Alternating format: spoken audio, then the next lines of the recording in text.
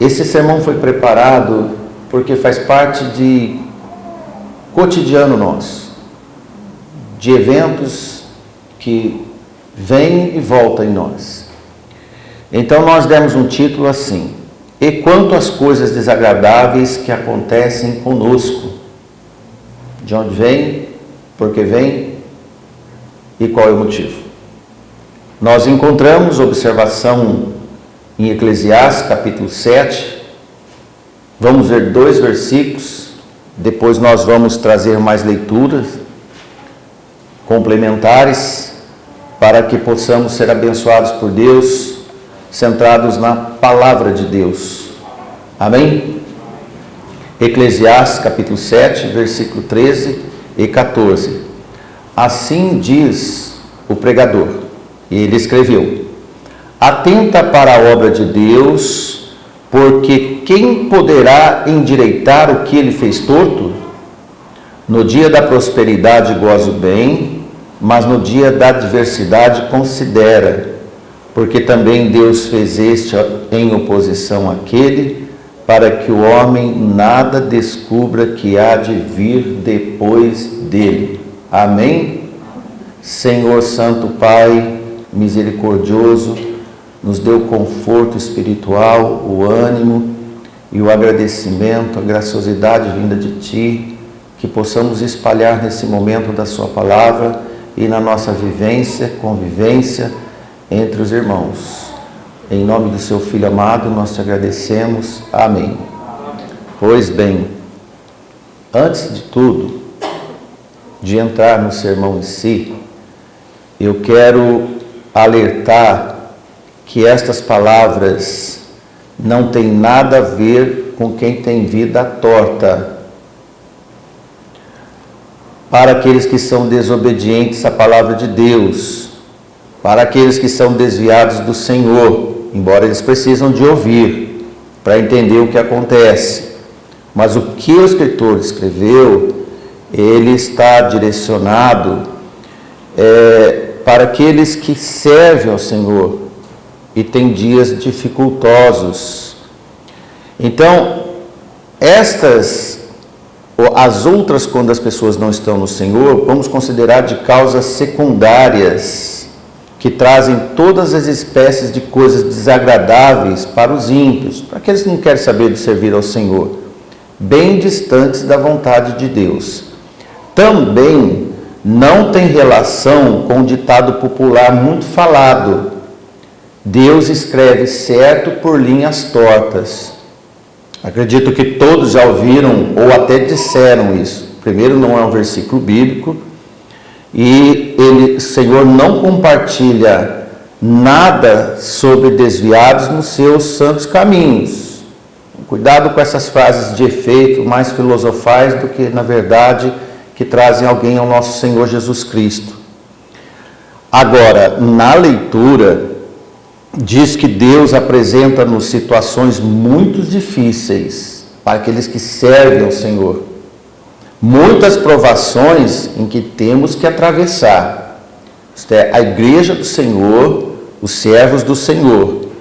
Na ordem da obra de Deus, encontramos em Eclesiastes 7:13, atenta para as obras de Deus. Quem vai atentar pelas obras de Deus se não são aqueles que buscam ao Senhor? Pois quem poderá endireitar o que ele torceu? Porque Deus fez algumas coisas que nos causam aflições. O que de Deus faz torto? Coisas que nos constrangem. Se na sua insensatez, alguém de nós, na nossa insensatez, disser: ontem foi um dia bom, mas o dia de hoje anda tão mal. Do ponto de vista divino, falar assim é uma insensatez. Porque Deus faz tanto o ontem como o hoje, e ambos os dias são bons diante de Deus. Isto por definição divina, mas nós somos falhos. O que para nós parece torto, para Deus continua no efeito divino, isto é, na sua retidão. A ordem nesse versículo é um chamado para uma observação cuidadosa de como Deus opera. Vejamos. Salomão, quando escreveu Eclesiastes, e cremos que foi ele, observou o mundo em sua volta, cuidando que temos dias bons e dias ruins.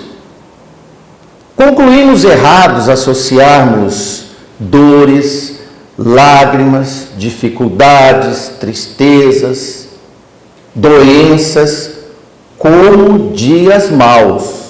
Diante de Deus não são. Para nós há uma tristeza, mas Deus entende o que está acontecendo conosco. E no Espírito do Senhor, todos nós também deveríamos entender o que Deus está fazendo em nós. Em Efésios 5:20, Paulo escreveu: dando sempre graças por tudo ao nosso Deus e Pai, em nome do nosso Senhor Jesus Cristo.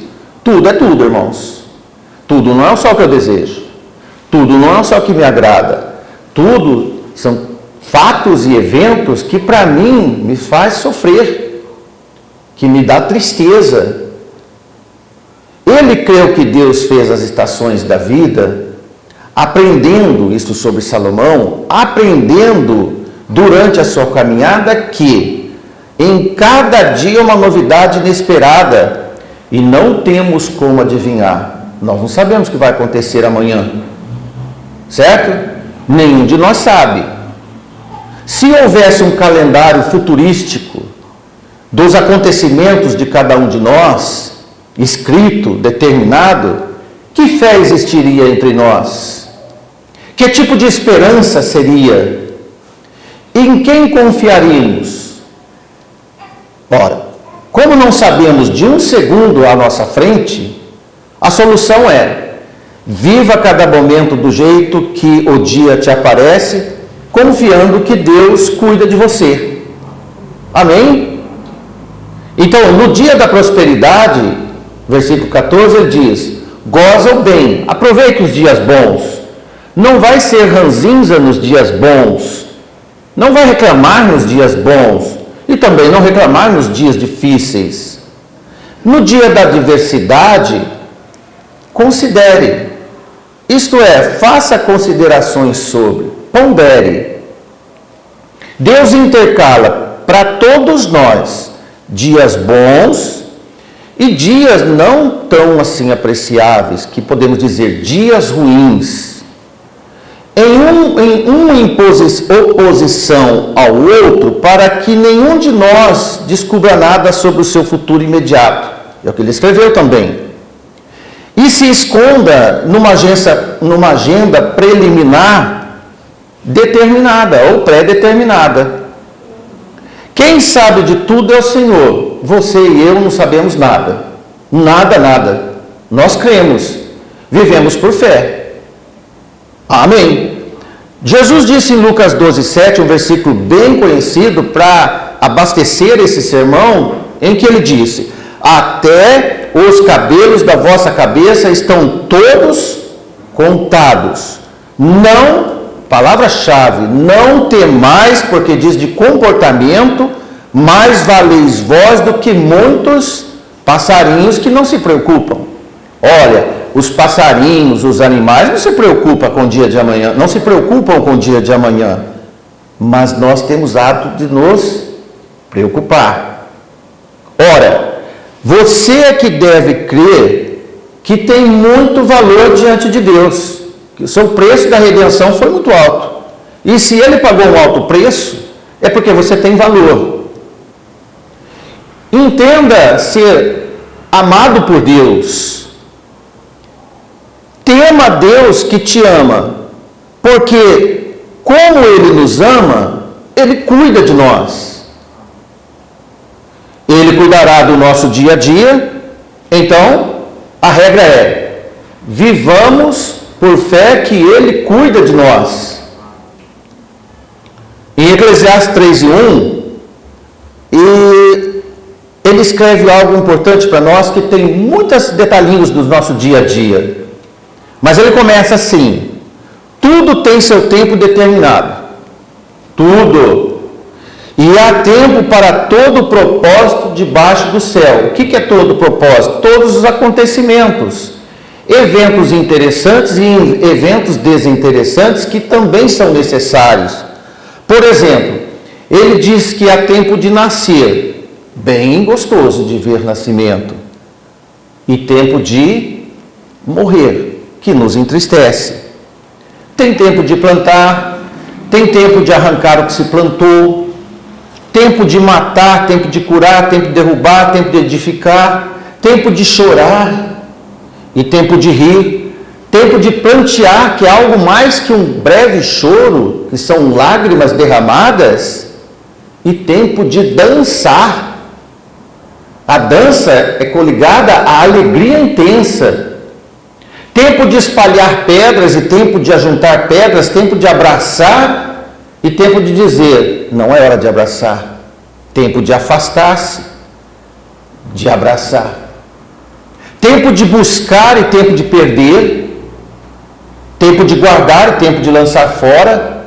Um dia nós guardamos e outro dia desprezamos. Tempo de rasgar panos e tempo de costurar panos. Tempo de estar calado e tempo de falar. Tempo de amar e, olha, irmãos, tempo de odiar. Tempo de guerra e tempo de paz.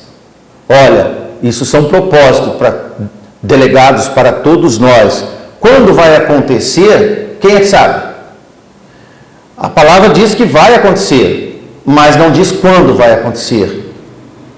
Tempo para cada tipo de evento. E todos os eventos nos trazem sentimentos, nos trazem emoções, ou choro, ou riso. Olha, irmãos, mudanças de rumo e temperamento é como torcer, por isso que Deus torceu, e dar guinadas nas nossas vidas. Então ele faz uma pergunta retórica: quem tem o poder de endireitar o que Deus torceu? O que é torcer que nós vemos? Um dia rimos, outro dia choramos. Um dia abraçamos, um dia não abraçamos mais. Esses efeitos Deus propôs para nós, que é a nossa vida delegada nessa terra. E a resposta é evidente: ninguém pode controlar esses eventos. Nenhum de nós. As coisas são como Deus quer que elas sejam. As coisas acontecem como Deus quer que aconteçam. Não temos capacidade de mudar os acontecimentos. Então o que faremos com o que Deus fez torto?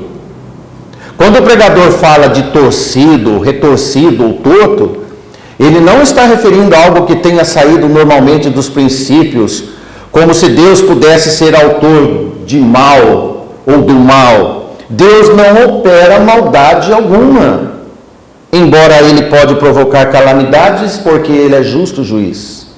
Ele pode nos repreender, porque Ele é justo juiz. Salmo 136:1 diz: louvai ao Senhor porque Ele é bom, porque a sua benignidade dura para sempre. Deus não faz maldade alguma. O pregador do Eclesiastes está falando sobre algum problema ou dificuldade na vida que gostaríamos de mudar. E como temos, né, irmãos? Quantas coisas gostaríamos de mudar? Mas gostar é uma coisa, não conseguir é um fato. Nós não conseguimos mudar os eventos de Deus. Tribulações acontecem com todos nós e elas são necessárias. E elas nos trazem aflições. Em Atos 14:22, diz assim o apóstolo: confirmando o ânimo dos discípulos e exortando-os a permanecer na fé, pois que por muitas tribulações nos importa entrar no reino de Deus. Amém? Seja consciente. Temos situações que preferíamos não ter, ou situações que não gostaríamos de passar. E isto é normal, irmãos. Nós temos gostos. Deus nos deu a opção de gostar ou não de algo. Mas entre você gostar ou não, você deve aceitar. Aceitar é melhor do que o gosto. Entender é melhor do que o gosto. Ora ou outra aparece a situação que gostaríamos que Deus mudasse. E se Ele não muda, mesmo assim, nós entendemos que era para o nosso bem, ainda que nós não entendemos o motivo. Mas sabemos que foi para o nosso bem. Pelos desígnios de Deus, todos nós temos a nossa própria porção, teste-prova nesta vida. Neste curso de eventos, alguns são contrários à nossa estabilidade, ao que queremos, e esses representam torção em nossa porção. Provações e aflições. Por exemplo, a porção de Elias, o profeta sofrível, foi viver nos tempos sombrios do soberano e maldoso e pecaminoso rei Acabe e sua pior esposa. Irmãos, Elias quis sumir do mapa, mas não conseguiu. Por que ele não conseguiu? Porque Deus não permitiu, era a porção dele. Enquanto os nossos pulmões respiram neste mundo, passaremos eventos dolorosos como também eventos agradáveis. Se nos dolorosos queremos partir, enquanto nos agradáveis queremos permanecer, conclusão, então somos fracos. Se nos eventos dolorosos eu quero sumir do mapa, como Elias, e nos eventos bons eu quero morar nessa terra em definitivo, isto é a fraqueza do homem. Entende? Como não há paraíso para se esconder nesta terra, devemos estar em paz com Deus. Amém? Não há paraíso para se esconder nessa terra durante os eventos ruins, dolorosos. Então, mas nós podemos estar em paz com Deus, enfrentar e amenizar as coisas tortas, muitas vezes misturadas com choro, lágrimas, tristezas e muitas dores. Irmãos, podemos dizer para você, não importa o humor, importa a fé e a perseverança que Deus te delega. Amém? Olha, entre as coisas retas e as coisas tortas todas misturadas, Deus deve estar com você, sempre presente. Busque-o todos os dias da sua vida e seja grato. Em 1 Tessalonicenses 5,18, Paulo assim escreve: em tudo dai graças, porque esta é a vontade de Deus em Cristo Jesus para convosco. Mais uma vez o absoluto, tudo.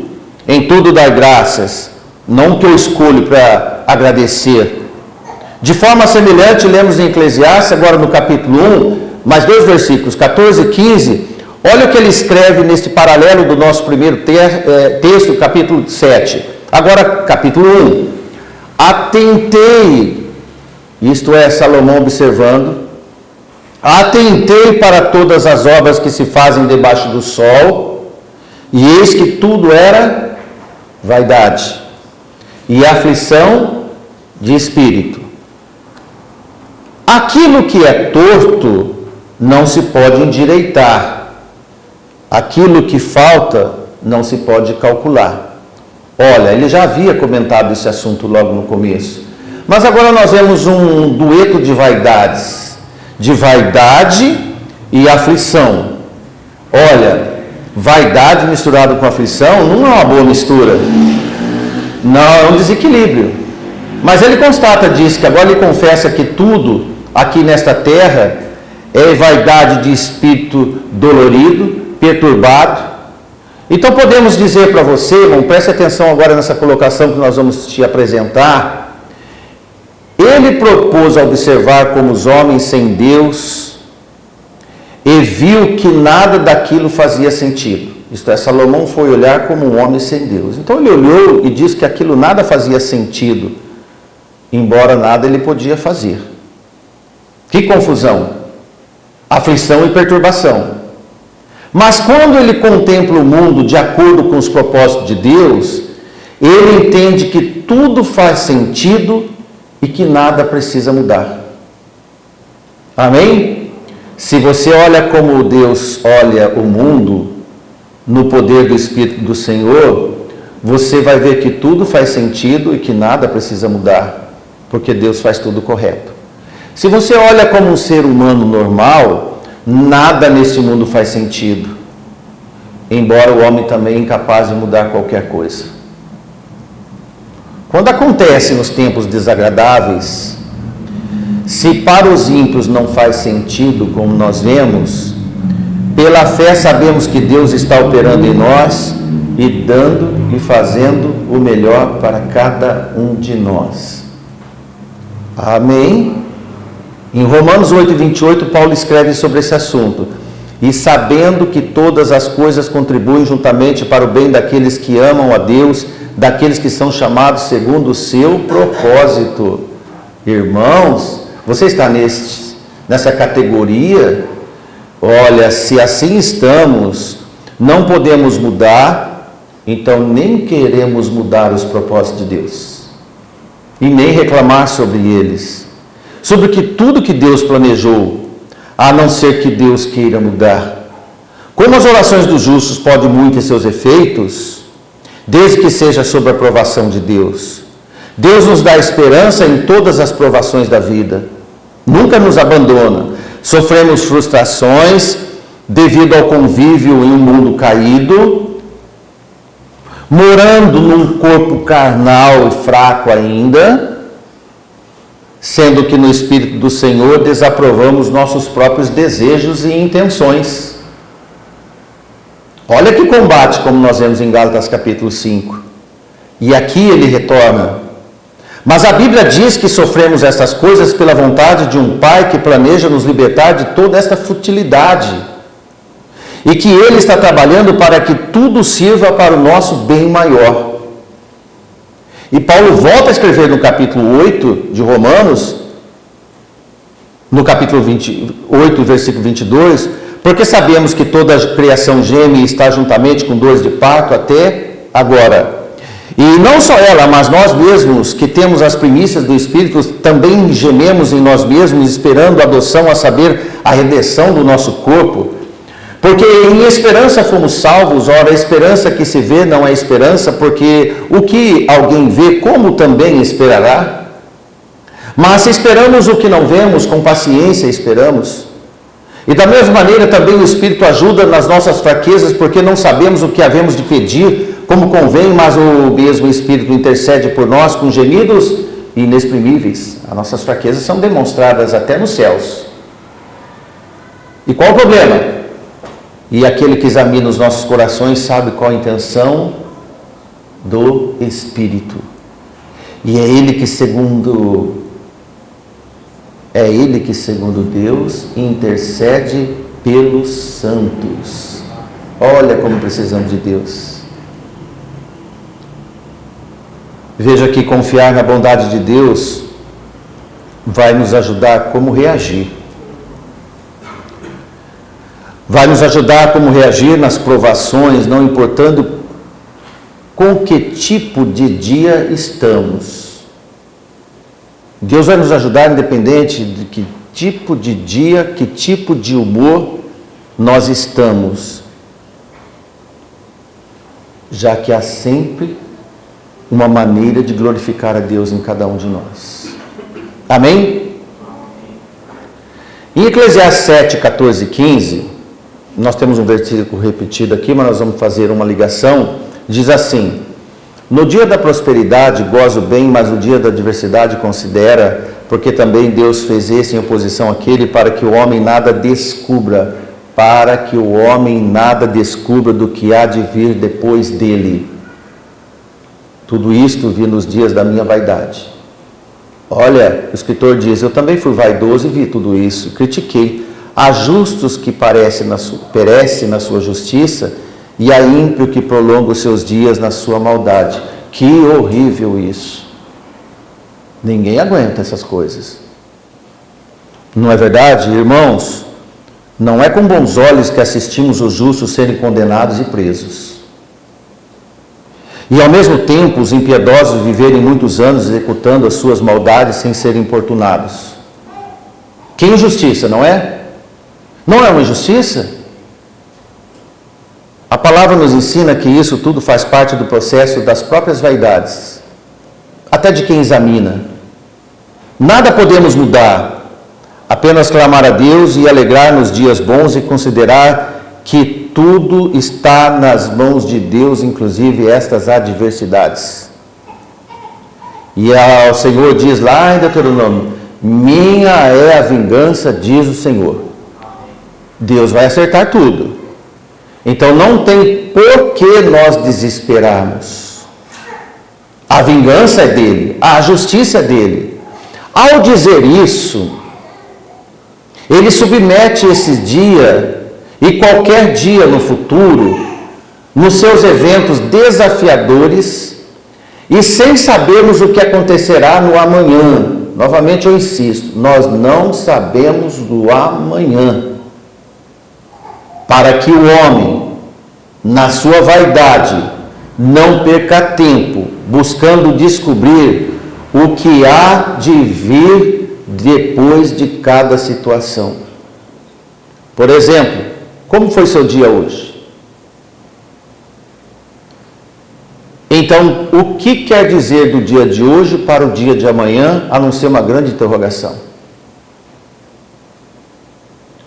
Diante deste enigma, é um presente de Deus, que nos chama para sermos satisfeitos e gratos pela vida.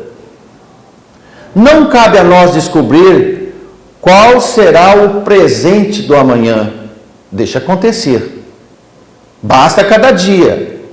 E cada dia na sua maldade. Busque a Deus nas suas prioridades e Ele te acrescentará tudo que for necessário.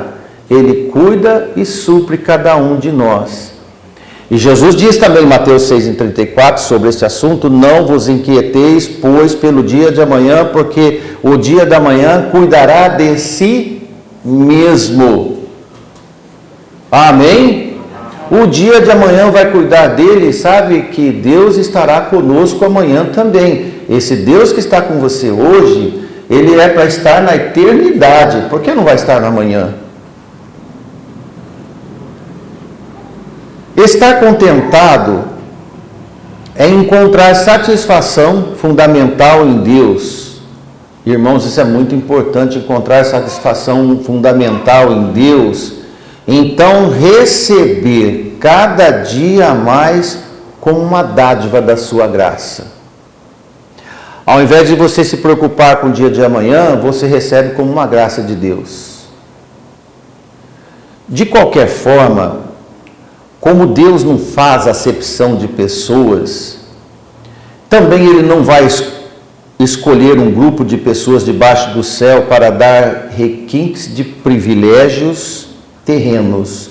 Não estou dizendo de privilégios celestiais, de privilégios terrenos. Porque ainda existem crentes em igrejas que acham que o privilégio de Deus é ser muito próspero aqui e ter proteção aqui. A proteção a nós, irmãos, é espiritual. Nos demais, Deus vai nos acrescentar o que for necessário. Veja o que Ele faz e o que Jesus disse em Mateus 5,45, porque faz que o sol se levante sobre os maus e os bons, e a chuva desça sobre os justos e os injustos. Quer fazer crítica ao Senhor? Procuro não fazer. Deixa Deus agir. Isto é, eventos da natureza acontecem para todos os homens, assim como as intervenções de Deus sobre todos os homens. A salvação é oferecida a todos os homens, como nós sabemos, e está escrito. A guerra e a paz acontecem entre todos os homens, entre os bons e os ruins. Todos sofrem, os bons e os ruins. A diferença, onde está? A diferença está no coração de cada um. Para os crentes, nunca nos acontecimentos. Os acontecimentos, irmãos, São ocasiões que Deus torce ou não, mas o nosso coração Deus preserva. Ele edifica, fortifica. Por isso que a fome ou a fartura acontece a todos os homens, mas a gratidão está em poucos os homens. A chuva vem para todos os homens, mas a gratidão à chuva são poucos. Esses são especiais diante de Deus. O pregador não nos disse que devemos ter gozo num dia difícil, uma alegria intensa nos dias difíceis, mas ele nos chama para uma contemplação contínua nos caminhos de Deus em qualquer evento que possa estar acontecendo. Quando surgir uma adversidade, reconheça que esse também é um dia que o Senhor fez para nós. Amém? Jó, ele citou o seguinte: quando logo no começo a mulher dele estava inconformada com a passividade de aceitação dos seus acontecimentos. E o que é comum? No capítulo 2, versículo 9 e 10, então a sua mulher disse, a mulher de Jó falou o seguinte para ele: ainda retens a sua sinceridade? Amaldiçoa Deus e morre. Simplista, né, irmãos? Devido à miserabilidade de Jó, a receita dela é o seguinte: antes de morrer, amaldiçoa o seu Deus, porque está muito torcido, muito mal. Porém, ele disse à sua mulher: como fala qualquer doida, falas tu. Recebemos o bem de Deus e não receberíamos o mal. Em tudo isso não pecou Jó com seus lábios. Amém. Devemos reconhecer que tanto os dias bons quanto os dias ruins vêm das mãos de Deus. Não é maldade de Deus, porque Deus só faz o bem. Viver neste ambiente carregado de surpresas não deve nos deixar ansiosos, desesperados, revoltados, inconformados, como a mulher de Ló. Mulher de Jó, antes devemos ensiná-los a deixar o nosso futuro nas mãos de Deus. Para encerrarmos, irmãos, o que de útil para nós e prático, executável e na esperança e na fé, é que assim Jesus sofreu por nós na cruz.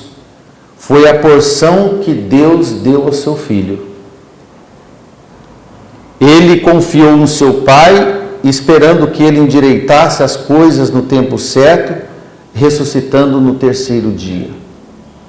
Se Deus foi capaz de endireitar algo tão torto como uma cruz para o seu Filho amado, então certamente podemos confiar que Ele fará algo melhor com o que de torto acontecesse na nossa caminhada do dia a dia também. A cruz foi torta, foi difícil, mas foi para nos dar uma caminhada reta diante de Deus. Amém? Que Deus nos abençoe a conformar com os propósitos de Deus nas nossas vidas e dar graças a Deus. Amém?